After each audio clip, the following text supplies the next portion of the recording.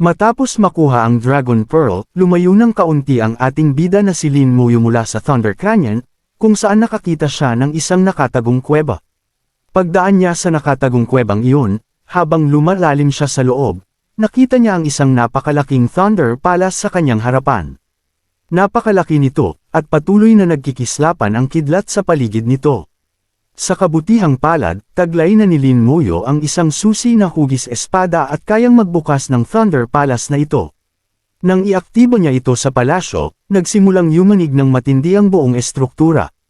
Gamulong ang napakalaking mga tarangkahan at bumukas ng may mga tunog ng kulog habang ang kidlat ay kumikislap ng ligaw sa paligid nila. Pagbukas ng mga pinto, naglabasan ng alikabok, at nakita ang loob ng palasyo. Gayunpaman, ang loob ay hindi kasing ganda ng inaasahan. Ito ay sira, luma, at puno ng umaagos na kidlat. Nasa gitna mismo ng palasyo ang isang kabaong, mula sa kung saan patuloy na umaakyat ang mga alon ng kulog at kidlat na parang umaalpas na enerhiya. Tinitigan ng kabaong na iyon, sumeryoso ang ekspresyon ng ating bida habang mahina siyang nagsabi, "Naaalala ko, ang God of Thunder ay pinatay ng King of Desolate Beasts. Dito ba sila naglaban?" Habang sinasabi ito, maingat siyang tumingin sa paligid at sumulong ng may buong pag-iingat. Nang makalapit siya sa kabaong, nakita niya ang isang bangkay sa loob. Nakakagulat, ang bangkay ay hindi man lang nabulok hanggang ngayon. May mga agos ng kidlat na umaagos mula sa katawan nito, na bumabalot dito sa elektrikal na alon. Nang makita ito, bumulong ang ating bida ng may gulat, ito ang bangkay ng God of Thunder. Hindi ko inaasahan na kahit pagkatapos ng napakaraming taon, ang kanyang katawan ay mananatiling perpektong buo. Ipinagpatuloy ang kanyang pagmamasid, bumagsak ang kanyang atensyon sa noo ng God of Thunder, kung saan napansin niya ang isang kakaibang simbolo. Tinitigan niya itong maingat, at bumulong, ito siguro ang lugar kung saan dapat ilagay ang electric grass. Agad niyang inilabas ang electric grass, na maaaring gamitin upang gisingin ang God of Thunder. Sa sandaling inilapit ng ating bida ang electric grass sa bangkay ng God of Thunder, ang kidlat na nagmumula sa katawan ay nagsimulang mag-react ng matindi. Ang enerhiyang kulog ay nakipag-ugnay sa kidlat mula sa electric grass, na bumuo ng isang malakas na electrical swirl sa hangin. Sa loob ng ilang sandali, nagsimulang maghiwa-hiwalay ang electric grass, na kinokonsumo ng kapangyarihan mula sa loob ng kabaong. Biglang sumambulat muli ang malakas na kidlat mula sa loob ng kabaong. Nang makita ito, mabilis na umatras ang ating bida habang ang bangkay ng God of Thunder ay nagsimulang tumaas sa himpapawid. Mula sa katawan, kumalat ang mga alon ng matinding kidlat sa buong palasyo. Ang tanawin ay nagpatindig balahibo sa puso ni Lin Muyo, nanlaki ang kanyang mga mata sa takot. Ang bangkay ng God of Thunder ay dahan-daang nagbubukas ng mga mata. Natatakot, huminga siya ng malalim, nagising ang God of Thunder. Sa harap niya, ang pagpapakawala ng God of Thunder ng mapaminsalang enerhiya ng kidlat, ang buong silid ay kinain ng mararahas na electric storm. Ang alon ng kidlat ay mabilis na tumindi, naging mas nakakatakot at mapanira.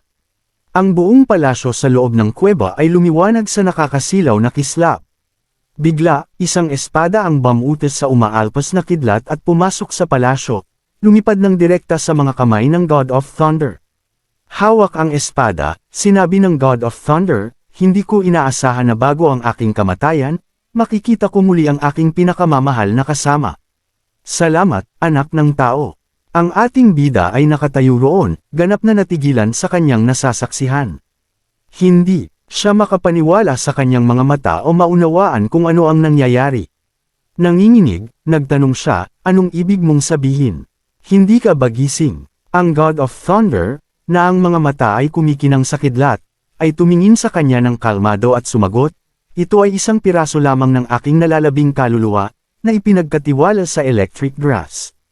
Ang aking totoong kaluluwa ay matagal nang namatay sa dakilang labanan na iyon." Pagkatapos, sa pamamagitan ng paggamit ng isa sa kanyang mga banal na kasanayan, ipinakita niya ang lahat ng mga kaganapan sa labas ng mundo sa harapan niya. Bawat bahagi ng espiritual na kaharian ay naging nakikita niya. Sa pagmamasid sa lahat, mahina siyang nagsabi, mukhang sa mga nakaraang taon, ang sangkatauhan ay lubos na umunlad. Pagkatapos, lumingon siya kay Lin Muyo at nagtanong sa seryosong tono, buhay pa ba si Antares? Nang marinig ang kanyang tanong, sumagot ang ating bida, ang Ancient Earth Dragon Senior ay naninirahan ngayon sa itaas na espasyo. Tumango ng bahagya ang God of Thunder at nagsabi, mabuti. Hanggat nariyan pa rin siya, nananatiling ligtas ang mundong ito. Makakapagpahinga na ako ng mapayapa ngayon. Kailangan ko nang umalis, young human. Dapat kang magsikap upang maging isang transcendent God. Sa pamamagitan lamang ng pagiging isa, magkakaroon ka ng karapatang magsalita sa gitna ng mga divine. Panghuli, hayaan mong bigyan kita ng regalo. Habang patuloy siyang nagsasalita, ang kanyang katawan ay dahan-daang nagsimulang maging kuryente. Nang matapos ang kanyang mga salita, ang kanyang buong anyo ay tuluyang naglaho. Ang enerhiya ng kidlat mula sa kanyang katawan ay nagkondense sa hugis ng isang espada, at isang napakalaking kidlat ang bumagsak mula sa langit. Ang kidlat na iyon ay nagbago sa isang divine sword na nadurog sa hindi mabilang na agos ng enerhiya, na bumabalot sa buong katawan ni Lin Muyo. Sa sandaling nabalot siya sa kidlat na iyon, hindi mabilang na mga abiso ang lumitaw sa kanyang harapan. Electricity immunity increased ng 11%. Electricity immunity increased ng 1%. Sunod-sunod, patuloy na bumahaw ang mga abiso. Ang kanyang katawan ay patuloy na sumisipsip sa elektrikal na kapangyarihan ng God of Thunder, na nagpapataas sa kanyang paglaban sa kidlat ng higit pa sa dati nitong limitasyon. Sa wakas, ang huling abiso ay lumitaw sa kanyang harapan. Ang iyong immunity sa elementong kidlat ay umabot na sa pinakamataas na limitasyon. Ikaw ay permanente ng immune sa elementong kidlat. Dahil dito, nagsimulang umagos at kumislap ang kidlat sa buong katawan ni Lin Muyo. Sa pagtingin sa pagbabago, bumulong siya ng may pagkamangha, mula sa sandaling ito, ako ay ganap ng immune sa lightning element. Ang lahat ng enerhiya ng kidlat sa mundong ito ay hindi na ako kayang saktan. Direktang sinira ko ang imposibleng limitasyon ng immunity. Ito na talaga ang biyaya ng God of Thunder. Sa sandaling iyon, nagsimulang umikot ang malalakas na kidlat sa paligid niya, tulad ng nangyari sa God of Thunder mismo. Sa sandaling iyon, isa pang abiso ang lumitaw sa kanyang harapan. Nakakuha ka ng katamtamang antas ng pagka-Diyos. E-absorb ang pagka-Diyos upang maging isang Diyos o unawain ang banal na kapangyarihan nito upang maging isang God-level powerhouse. Nakuha mo ang pagka-Diyos ng Thunder God. Isanib ang pagka-Diyos upang maging ang bagong Thunder God. Sa isang iglap, ang kanyang buong pagkatao ay naging isa sa kidlat. Ang kanyang katawan ay naglabas ng banal na kuryente. Nagulat, bulalas niya, katulad ng sa God of Venom, naman ako rin ang legacy ng God of Thunder. Tiningnan niya pagkatapos ang electric crystal sa kanyang kamay. Ito ay isang mythical grade material na nagtataglay ng kapangyarihan ng law of electricity. Napagtanto kung ano ang nilalaman nito, sinabi niya ng hindi makapaniwala, the law. Ang mga kristal na ito ay naglalaman pala ng kapangyarihan ng law. Tanging isang transcendent God lamang ang nagtataglay ng karapatang magsalita sa gitna ng mga divine. May binabalak kaya ang mga Diyos sa kanilang sarili. Hindi ko alam. Wala pa akong ganoong antas ng lakas, ngunit marahil balang araw, malalaman ko ang katotohanan mula kay Senior Antares. Bigla, nagsimulang yumanig ng matindi ang buong kuweba.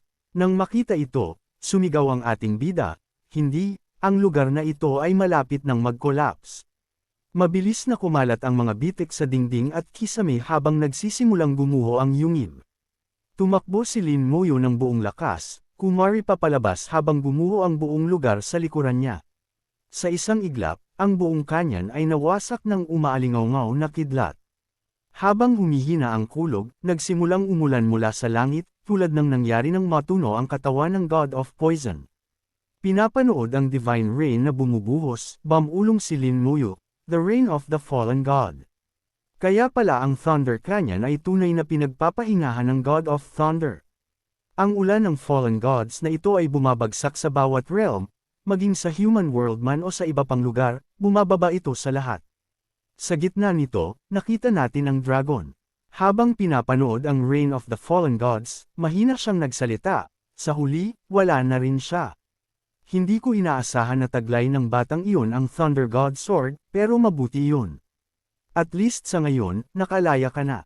Samantala, bumuhos din ng matindi ang ulan sa human world. Nang makita ito, si Meng ay bahagyang natigilan at bumulong sa sarili. Isa pang Diyos ang namatay. Sa loob ng 1,000 taon, walang ni isang Reign of the Fallen Gods na nangyari. Bakit biglang dalawa ang bumagsak? Pagkatapos ay lumipat ang kwento kay Mohan, kung saan nakita natin siyang nakaupo sa harap ng kanyang guro. Magalang na sinabi ni Mohan, "Teacher, pwede mo ba akong tulungan e-calculate ang sitwasyon ni Lin Muyo?" Sa harap niya, ang kanyang guro ay nakaupo na ganap na nababalutan ng anino, ang kanyang figure ay nakatago. Nakikinig sa mga salita ni Mohan, kalmado siyang sumagot. "Batid mo naman ang bawat paghula ay nangangailangan ng patak ng iyong dugo." Sumeryoso ang ekspresyon ni Mohan habang matatag siyang sumasagot. "Wala lang ang patak ng dugo. Pakiusap po, guro, tulungan niyo ako." Pagkatapos magsagawa ng calculation, sa wakas ay sinabi ng guro, "Huwag kang mag-alala, ligtas at walang pinsala ang iyong nakababatang kapatid." Nang marinig ito, huminga ng maluwag si Mohan, mahinang bumulong, "Mabuti kung ganoon, salamat guro." Pagkatapos, ang kwento ay muling bumalik sa ating bida. Lumayo pa siya ng kaunti, tinangkang umalis sa Thunder Canyon, nang bigla, may naramdaman siyang nasa likuran niya. Isang tableta, na napapalibutan ng isang malakas at hindi kilalang puwersa, ang mabilis na paparating sa kanya. Nagulat, lumingon siya at bulalas, anong bagay na ito? Sa likuran niya, nakita niya ang isang napakalaking stone tablet na nagmamadaling lumalapit. Nanlaki ang kanyang mga mata sa pagkalito, hindi niya maintindihan kung ano ito. Kumilos siya ayon sa instinct, agad niyang inaktiba ang kanyang skeleton wings at sinubukang lumipad palayo. Ngunit dahil isa itong restricted zone, hindi siya nakaalis. Nang makita ito, kinakabahan siyang bumulong, tulad ng inaasahan, aktibo pa rin ang anti-flight restriction. At pagkatapos, bumagsak ang napakalaking stone tablet sa tabi mismo niya. Sa sandaling lumapag ito, tiningnan niya ito ng may gulat at napasinghap. Ang Primal Rune, hindi ko inaasahan na may Primal Rune na nakatago rito. Ang bato ay nagsimulang bumuo ng isang circular pattern sa lupa. Ang rune symbol na nasa kanyang kamay ay nagsimulang kuminang ng automatiko, nag-aktiba ng kusa. Itinaas niya ang kanyang kamay patungo sa Primal Rune tablet, na direktang tumututok dito. Sa sandaling iyon, ang pulang agos ng enerhiya ay sumambulat mula sa tableta, nagmamadaling papunta sa ating bida, ganap siyang pinalibutan habang ang misteryosong kapangyarihan nito ay bumalot sa kanyang katawan. Dito nagtatapos ang chapter na ito. Siguraduhing i-rate ang chapter na ito mula 1 hanggang 10 sa mga comment sa ibaba. Magkikita tayo sa susunod na video hanggang sa muli, mag-ingat at paalam.